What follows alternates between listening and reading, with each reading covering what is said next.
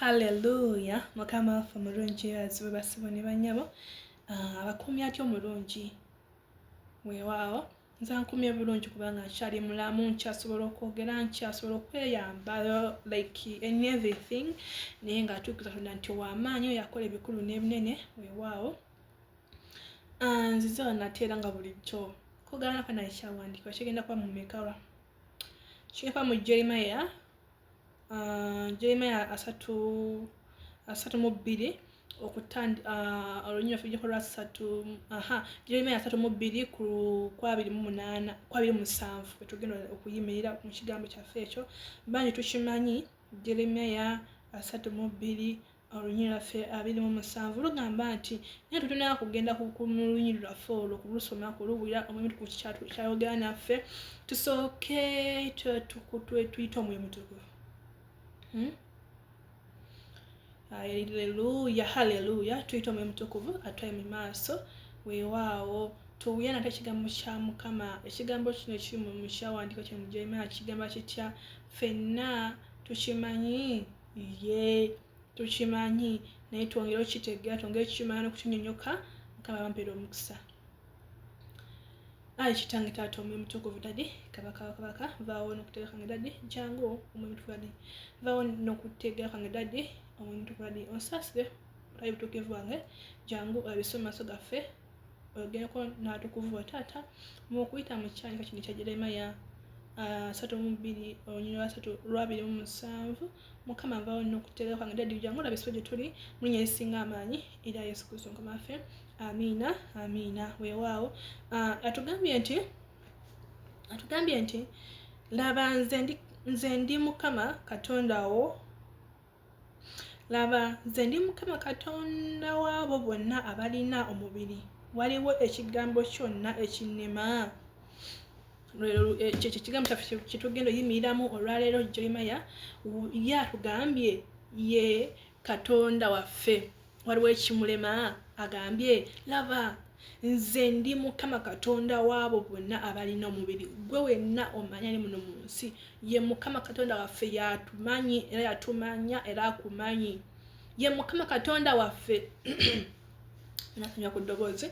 Ye Mukama Katonda waffe atumanyi era yatumanya.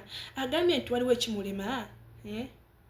Agambye laba nze ndi Mukama Katonda w'abo bonna abalina omubiri. Waliwo ekigambo kyonna ekinnema? Tewali n'ekigambo n'ekimu ekikola ki ekimulema. Kasita omwesiga n'otunuulira Katonda tewali kimulema. Mukwase buli kimu ekikyo gwe kiraba ng'ekizibu tewali ye kitono tewali n'amaanyi gamu. Agambye ye Katonda waffe twagale Katonda tewali kimulema. Gwe kiraba kitasobola kimukwase nga wagambye nti laba nze ndi Mukama Katonda wo w'abo bonna abalina omubiri. Waliwo ekigambo kyonna ekinnema? Tewali kimulema n'ekigambo n'ekimu wabula twagale Katonda tumukwase byaffe. Okiraba ng'ekizibu mu maaso go, kiraba ng'ekiganye kikwase Katonda. Tewali kimulema. Tujjukira nti abaana ba Misiri yabasomosa Abayisirayiri yabasomosa okubajja mu Misiri. Tewali kimulema. Farawo yagasaako okukanyaza omutima gwe alemese Katonda okukola omulimu gwe alemese. Naye Katonda yamala n'akola ki? N'awangula. Mu luvannyuma nti baali bagala kubagobera bamanyi bafa. Lwaki? Baali bavuddeyo e Misiri bagenda ate era bakwata amagaali gaabwe Farawo n'abaddu be bajje balondera ate abaana ba Katonda. Yabatira mu nnyanja. Anti yagamba Musa kubawo omugga wabeewo ekkubo muyitewo. Story mwena mugimanyi basoma Bayibuli ebimu kuva. Ni bayitawo. Bano bajja basaatuuka mubayitewo. Amazzi gadda ne gakomawo awali ekisenge wali olukalu gadda ne gattiramu ki. Naye lwaki Katonda yakikola? Yayagala kwegulumiza ku Farawo kubanga yali ajeemedde Katonda mu ntandikwa. Kati naye namulaga nti nze Katonda asinga byonna by'olina. Ne bali abasomoso abagenda Isirayiri bakakasiza ddala nti kituufu Katonda wa Musa w'amaanyi kubanga atemye ekkubo wano mu mazzi ne lwawa ekkubo n'atuyisaawo n'atuwonya bali abantu ate ye n'abattiramu Chiza Katonda yeegulumiza nti w'amaanyi. Lwaki ndisa sitole eyo nje mu bumpimpi? Katonda w'amaanyi, Katonda wa kisa, tewali kimulema. Weetaaga Omwoyo Mutukuvu akulungamya. Weetaaga amaanyi ga Katonda. Weetaaga ekisa kye kuba ye w'amaanyi. Tulaba ani ono yagezaako okuyita Yesu basobole omuwonya amaaso Bartimayo. Bano abanganga sirika kumbe ye yawulidde dda abuuza beebulankanya mbu tewali batwalekana bulekanyi naye nga yategedde dda. Yamuwonya amaaso, tewali kimulema. Laba omukyala gwagamba wakikuuto yakoma just kuki wano wansi bayita ate wansi eno wakoma wansi eno ekigambo ekyo nkirabidde. Kigambo nkirabidde ekyo ku kirenge wansi eno naawona. Naawona. Lwaki ntabo sitolo bonna Katonda w'amaanyi tewali kimulema. Agambye yiraba ye Katonda waffe ffenna balina omubiri, tewali kimulema. Laba ono osoma ono ekyennyanja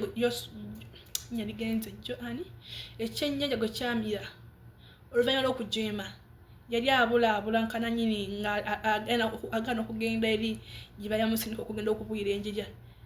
Hana n'ayita omuyaga ku nnyanja, omuyaga ne gufuuka omuyaga okukomeekera nga bamusudde mu nnyanja, ekyennyanja ne kimumira. Naye gaali mayiga Katonda nga yagala atuukiza missioni ye. Atuukiza missioni ye ey'okugenda okubuyira enjija eri amwagaza. Tekyamutta kuba gaali mayiga Katonda. Kyeyayagala nga agende gy'alina okgenda ne kimuwaanula ku lukalu.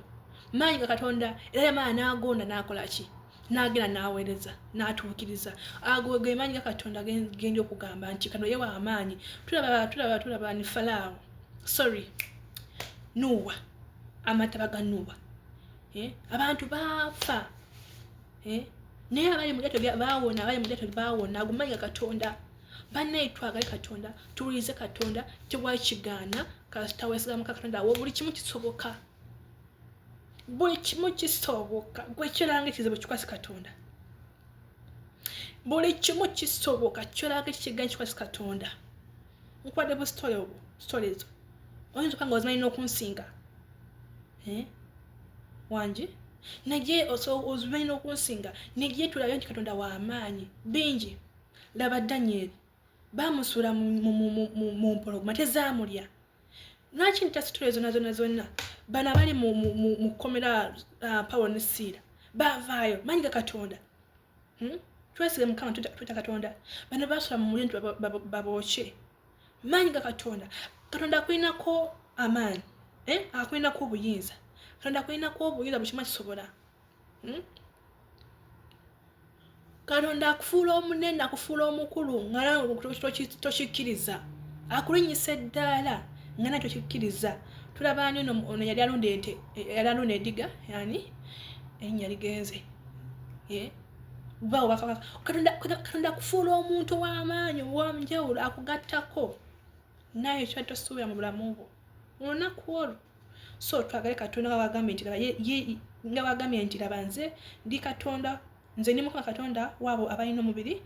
Waliwo ekigambo ekyo n'ekinyuma tewali era tumwesige tukwate Katonda waffe tumwagale kuba ye w'amaanyi tewali kimulema. Kaba banjagalire awo sijja kusukkawo nga bingi byakola n'ekintu kimu weesige Mukama nga wagambye nti tewali kimulema. Kituufu tewali kimulema kuba stories nyingi zimu sizimanyi ezimu gwozimanyi ezinsinga mwezi mu Bayibuli yawangula. Teri Katonda taluuzingako atumala n'atuwangula. Atuwanguza.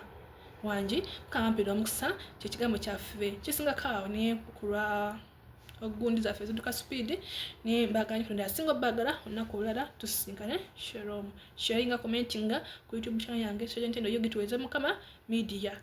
Mukama akumpeera omukisa kyonna ky'okola. Amina.